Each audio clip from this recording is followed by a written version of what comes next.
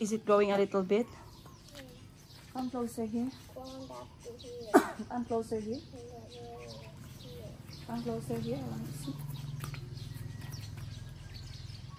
I think it will need some time to grow. Otherwise it will die. Okay. Is there soil? Is there water? No. You have to add a little bit more.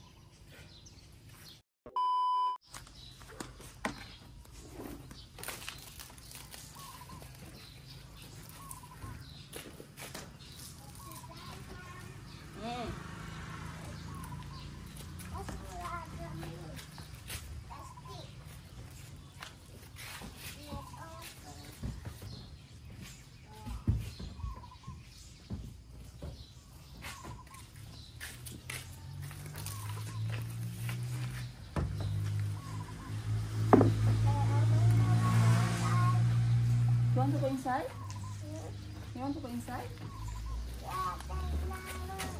Why?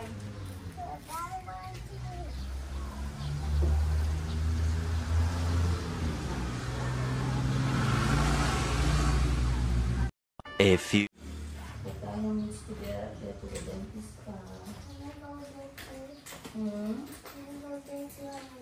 Saan? In the...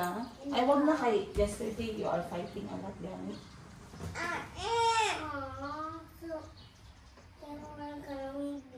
Yeah, wait here for him. Then you stay home. You know, Mama can stay home. I have work to do. You stay home here, then I'll go back and take you to the doctor. When you go to a doctor, do you want to go alone without Mom? When you go see the doctor? No, I don't. Do I ever leave you to go to the doctor on your own? Uncle Pets alone. Mommy needs to be there when seeing a doctor, you know that. Diba? Then if you go to the doctor, you should go somewhere too. I'll be...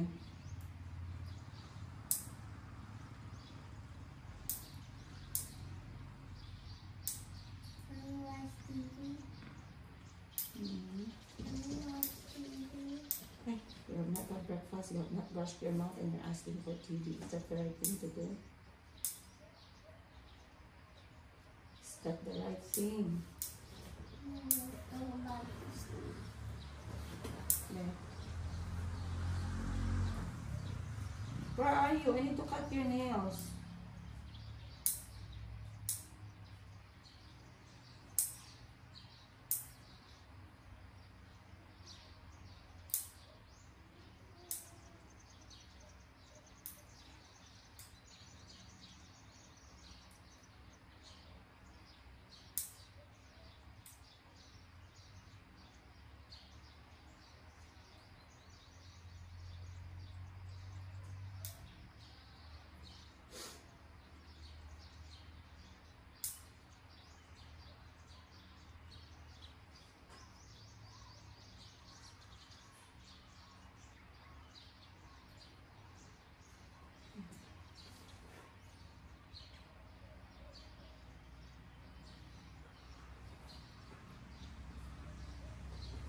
Abby, your turn.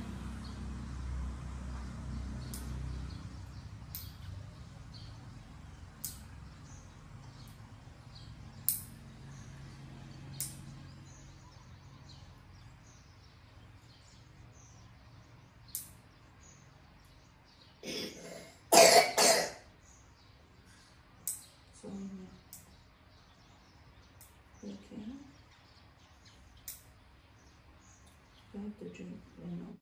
Later. Don't put it back there.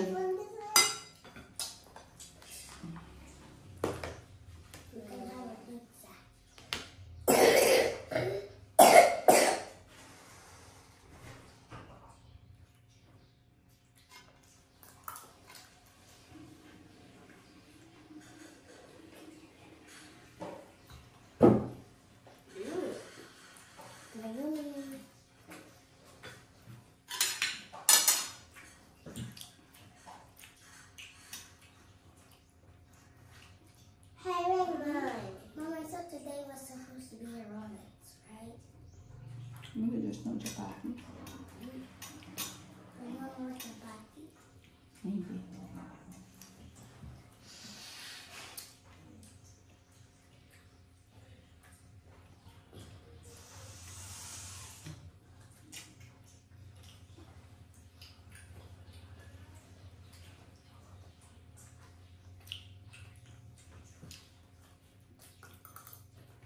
What did you do? How do you greet in Thai? Sawadee krap. Sawadee krap.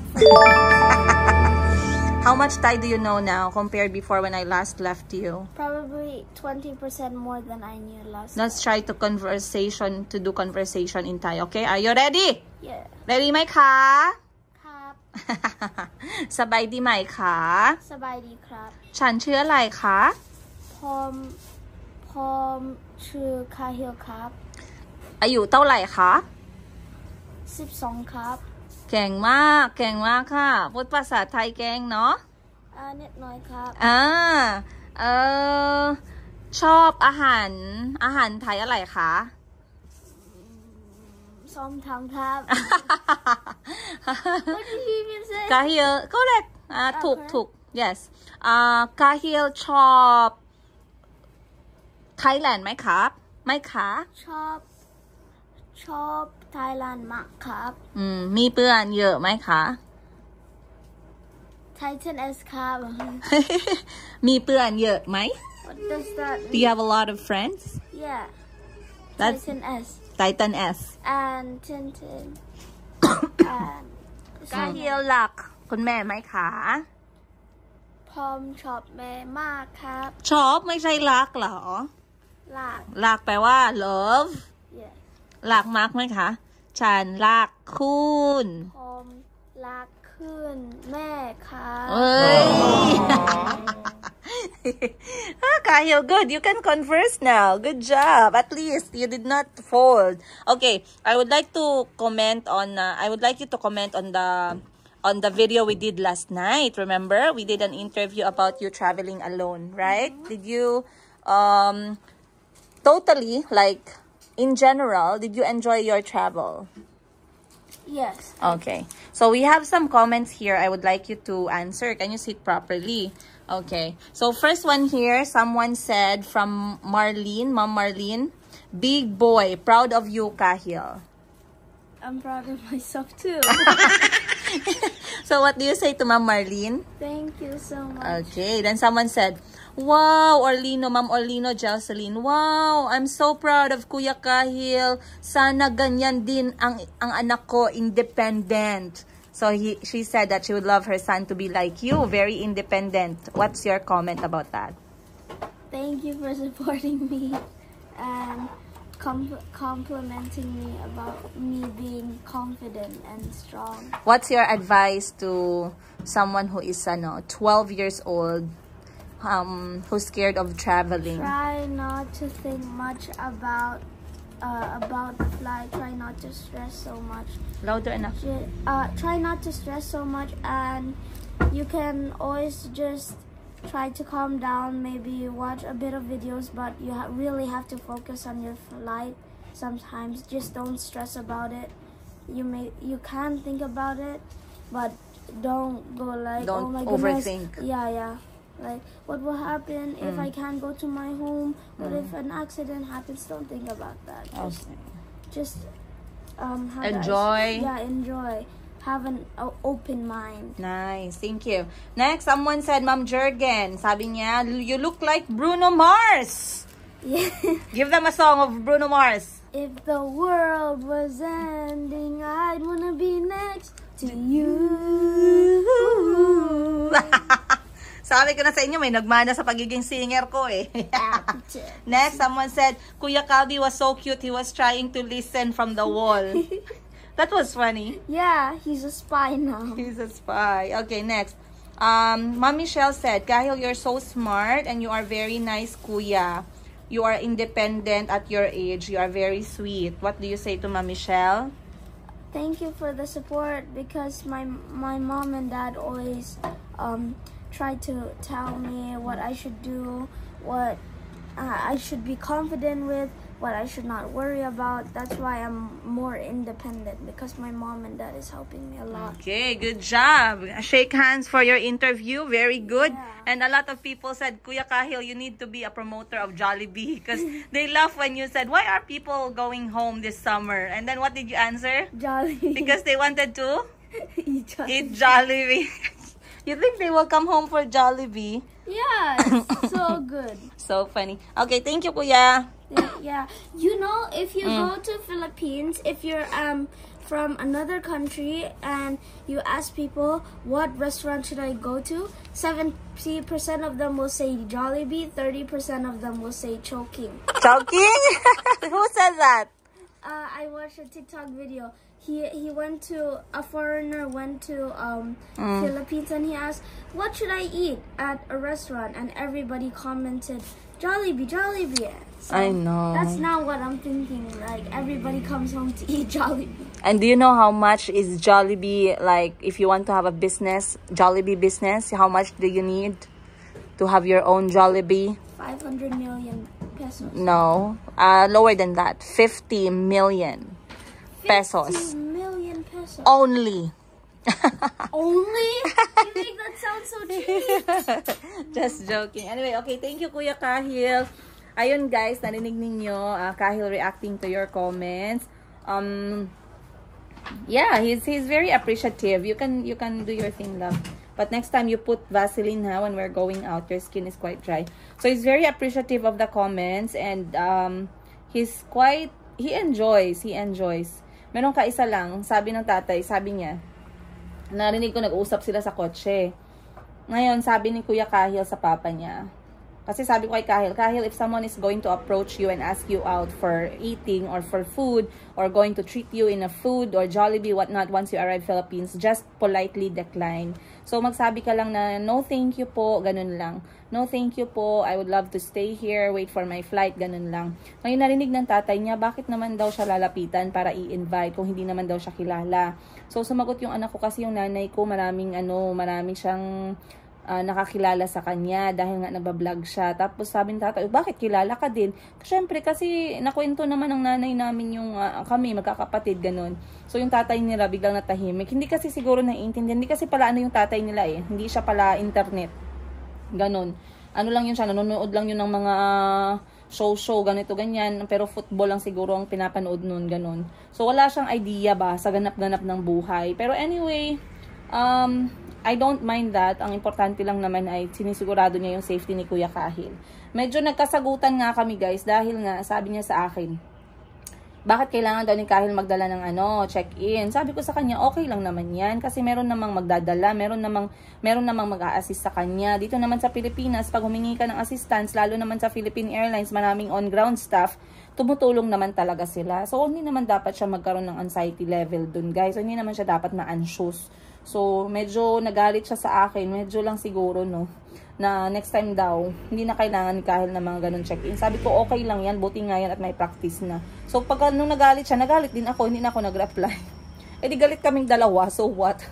Hindi, guys. Joke lang. Pero, yun nga. Yun yung tampo ng tatay niya sa akin ngayon. And then, nagtampo din siya. Nagalit din siya kasi maya daw, gina-remind ko siya kay Kahil na, tapos parang nagalit siya sa akin kasi sabi niya, parang, iniisip ko daw na hindi niya alam yung gagawin. Hindi man sa ganun, guys. That's not my intention, man. na ganun lang ako kay siguro yung anxiety ko ba, nag-anxious ako kasi nga worried ako sa anak ko na maglipad. It's a normal heart ng nanay. Hindi ko man ibig sabihin na nasabihan ko siya si Kahil, nasabihan mo na ng ganito, nasabihan mo na ng ganyan. Pakisigurado naman na ganito, ganyan. Hindi ko naman intensyon na gawin siyang boplax, or gawin siyang iparamdam sa kanya na bubo siya. Ang talino kaya ng tatay nitong anak ko. Ang akin lang, yung ano ko lang ba, yung worry ko lang sa anak ko ba, na maglipad siya, na walang assistance, ganyan-ganyan. Tapos, i-take niya differently. So, hindi ako nag-reply nung nagalit siya kasi baka mamaya magalit din ako at makasabi kami ng mga words na pagsisihan namin. Saan ka dyan?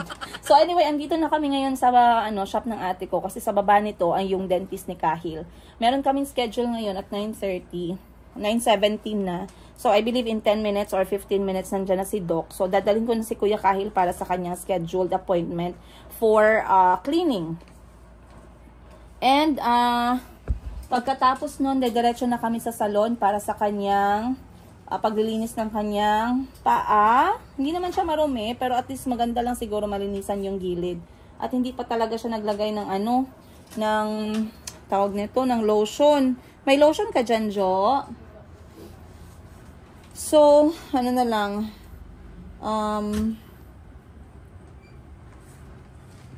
pabili na lang ako kay Parts kasi nasa labas si Parts ngayon, guys. Nagpabili na lang din ako para dalawa yung magawa namin.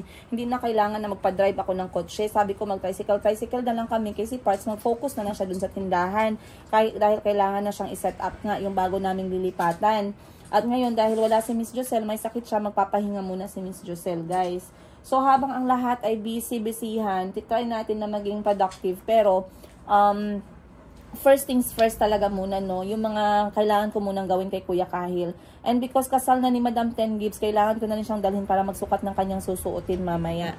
Kasi nga, rarampa din daw si Kuya Kahil para sa kasal. So, ang gagawin niya is, siya yung magli-lead kay Kuya Jericho as a ring bearer. Kasi si Kuya Jericho yung magdadala ng singsing. Ayan. At alam ko marami sa inyo yung worried about dun sa recent na nangyari sa Thailand, yung lindol. At merong nagtanong kung na-trauma ba daw si Kuya Kahil. Was it traumatizing for you, anak, the lindol, the earthquake? Was it scary? Hindi niya kasi masyadong naramdaman, guys. Tsaka wala kasi sila sa city. Ang tatay at saka si Kuya Kahil, ang kanilang area ay nasa malapit sa Don Muang Airport, which is malayo siya sa syudad or malayo siya dun sa talagang may gumuho. So, hindi naramdaman ni Kahil. Tapos, nasa baba sila and that time, he was doing Muay Thai. So, siguro, with all the training and everything, he just thought that it's normal. Pero nagsabi daw siya, nagtaka siya, pagsipa niya, na medyo na-outbalance daw siya.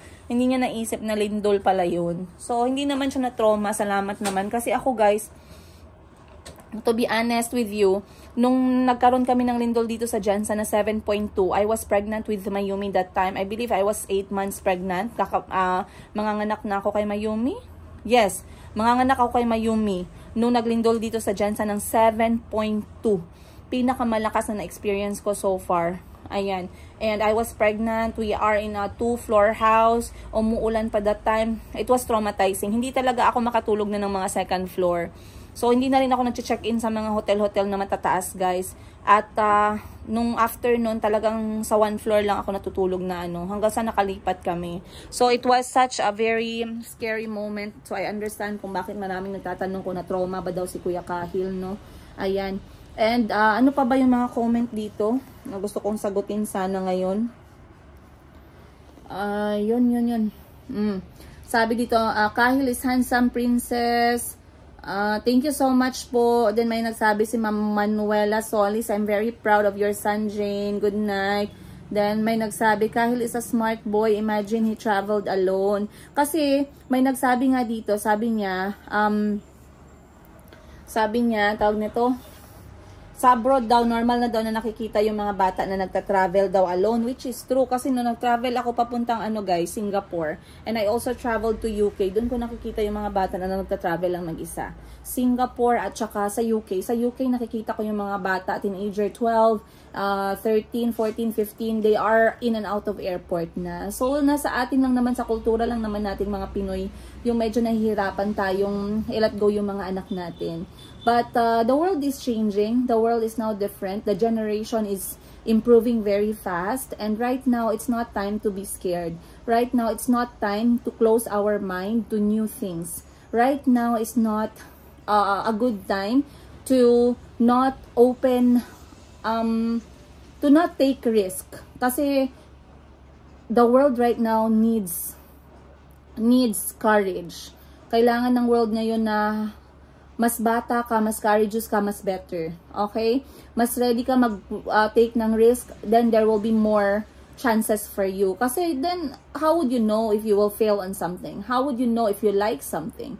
How would you know if you will enjoy something if you will not take that chance to try? Okay? So, if hindi namin na-introduce si Kuya Kahil sa paglipad-lipad na to, he will not understand the concept of flying. He will not understand the international flight. He will not understand the location, yung fact na he lives in Thailand, we live in Philippines, and this is how far it is to see each other. Okay? So, he will not see that people around the globe travel to see their family. There's a lot of advantages sa pag-travel talaga. Kaya nga sinasabi ko lagi sa inyo, dati yung mindset ko ganyan din. Huwag na isama yung mga bata mag-travel, wala man silang maintindihan. Huwag mo na isama yung mga bata mag-travel, kaya ang gusto nila maglaro, magkain, matulog, ganyan lang yan.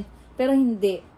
Kasi I have seen the difference between children who has traveled and who has not. Okay? And one example of that, yung mga bata na masyadong exposed na at nakakapag-travel na, they are not racist. They don't really look at people's skin color, their hair texture, how they look. They know that the world is composed of different kind of people. Doesn't matter kung anong kulay ng balat nila, doesn't matter kung ano yung ang buhok nila, they are people. Magiging wide yung mindset ng isang tao eh. That's why for me, I would like to open opportunities like this sa staff. So, kung nakikita ninyo why my sisters always take their staff with them when they travel, because they know the effect of traveling mentally. And soon, inshallah, I will be able to travel with Giselle. Ayan, for a business trip sa Thailand. Inshallah talaga, magagawa natin yan. I'm not sure if kailan, pero I would like to target sana before December. Kasi nga, ang dami kong gustong gawin sa Thailand. And sabi niya, Mom, sometimes you tell me that I am daydreaming. Pero sabi niya, ikaw din nagde-daydream. Kasi nakita niya ako na nakatulala daw. Pero alam niyo, ini-imagine ko lang is yung heart ng Bangkok, yung shopping sa Pratunam, umiinom ako ng Thai milk tea. Ganon yung iniisip ko. So, it's quite funny how my child got that. Pero like I said, guys, let's go back to the effects of traveling. It's a good thing. It's a very good thing. And, yeah. Speaking of, meron nga pala nag-comment dito na gusto kong i-mention. Sana ba yun? Nawala na siya. Sabi niya sa akin, lagi niya daw sinusubaybayan yung aking mga video kasi isa daw ako sa nagbibigay sa kanya ng confident as a single mom. So maraming salamat po, ma'am, sa iyong message. Nakakatouch sa umaga. I know sometimes you might look like, it may look like I am doing it like hindi siya mahirap. Mahirap siya. Kaso yun nga lang, talagang hinahanapan ko lang lagi ng paraan kapag something is quite challenging for me. Ayun. So, maraming salamat once again, you guys. Ako muna yung magpupunta na sa dentist ni Kuya Kahil because now it's 5 minutes to go. And it's about time for us to see his dentist. Last time he saw the dentist was 6 months ago sa Thailand nung nandun ako, which was October, November, December, January, February, March, April. Yes, 6 months na. He did his cleaning and polishing. So, right now, we're going to do the same. And meron siya ditong parang infection, guys, sa gums niya. So, I'm going to ask the dentist to check that as well. Yeah, I believe that's it. That's what we need to do. Yun lang naman. Okay, once again, maraming salamat. I will see you guys more on today's episode or the next one. Ayun, abang-abangan nyo. And let us know what you think sa lahat ng mga videos na ginagawa namin. We do read your comments and your messages. Guys, especially pag nakita nyo na naglalagay ako ng heart, ibig sabihin nabasa ko po yung comment ninyo. Maraming salamat once again. Much love, Princess Higa. Open na. Hi, good morning. Okay. Okay, sige. Siya na lang, I think, he's able to. Sige na, anak. You know what to do na. You read the instructions properly, ha?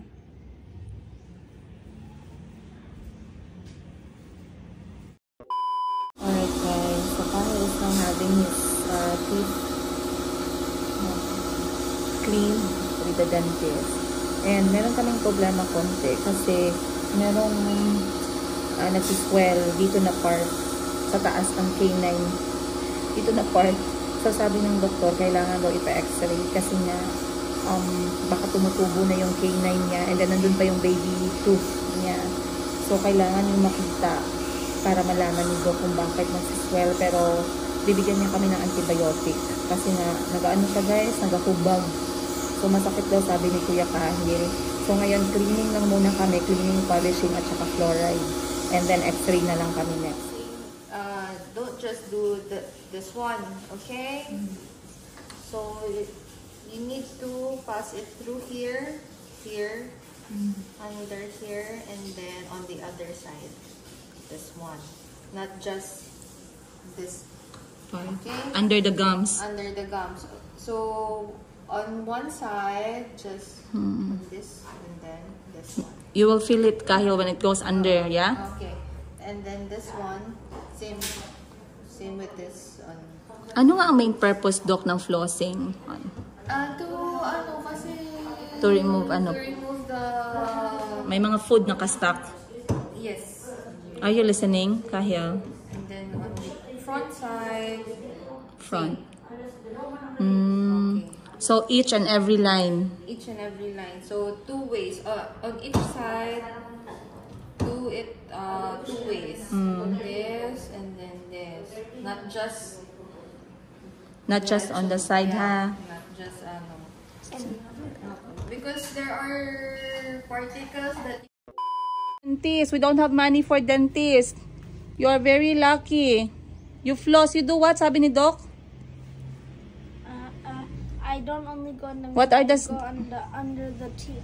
There's mouthwash and Mouthwash and yan guys, sasaramunan ko pa yung anak ko kaaga-aga. Kasi sabi ko sa kanya, dapat maging grateful kayo. Kayo, meron kayong at least meron tayong extra pampadentis, pampacheck kung anong problema sa ngipin. Meron kayong maintenance na 6 months, nakakapagpalinis, nakakapagpa-fluoride, nakakapag-polish kayo ng ngipin. Kami, lumaki talaga kami. Hindi man lang namin kilala yung dentist. Hindi man lang namin alam na may dentist pala sa mundo. Kasi nga, walang pera, walang budget, walang ano ba. Yung kung ano lang kayang gawin sa bahay, ganyan lang. Kaya at the age of 20 ka pa lang, wala ka ng ngipin. Ang daming problema talaga sa ngipin. And alam nyo guys, yung ngipin kasi, ma-realize mo, actually na-realize ko, na yung ngipin ay isa sa magandang investment. Kasi you don't have to do a lot na sa mukha mo. Basta maganda yung smile mo, maganda yung ngipin mo, goods na yan. Ano ka na yan, confident ka na ba? So, sabi ko sa kanya, alagaan niya yung ngipin niya. And sabi ko sa kanya, dapat bigyan niya ng importansya. Kaya ang taas na talaga ng litanya ko guys, ang aga-aga pa. So, bibili ako mamaya ng mouthwash at saka floss, sabi ni Doc. Siyempre, para laging fresh yung kanilang yung kanilang ngipin, yung kanilang breath. And of course, maalagaan din yung mga teeth habang bata pa. At hindi maiwasan yung magsuot sila ng mga dentures postizo. Kasi mahirap guys mahirap na bata ka pa, wala ka ng mga ngipin, na wala na yung ganito mong ngipin, ganyan. Pero sabi ni Doc, okay naman yung kay Kahil. Ito lang yung recent problem lang natin, na parang mayroong tumutubo dito na sobrang ngipin. So, ipapacheck ko nga yan. Baka mamaya magpapa-x-ray kami. So, yun lang muna guys. Ako muna ay gagawa ng something for the shop. And then, kita-kits tayo sa next natin na kwentuhan mamaya. Dami ko pa palang gagawin. Pero at least, dentist time done. Price natin na binayaran doon, 1,500 pesos ses only. Lagyan natin ng only para hindi masyado masakit sa heart. Pero normally dito guys, dentist is 1,000 to 1,500 talaga. And what I like about this dentist sa baba, malinis, bago, organized, mabait si Doc, malambot yung kanyang kamay, marunong siyang makipag-usap ba. Meron kasing iba, naabutan ka na 4 na oras, nawala na yung 4 na oras mo kakapila, kakaantay, kakahabol mo dun sa presyo na 300 pesos lang yung diferensya. Hindi ako magiging productive. Ganun. So, let's choose our battle early in the morning. Alright, see you guys!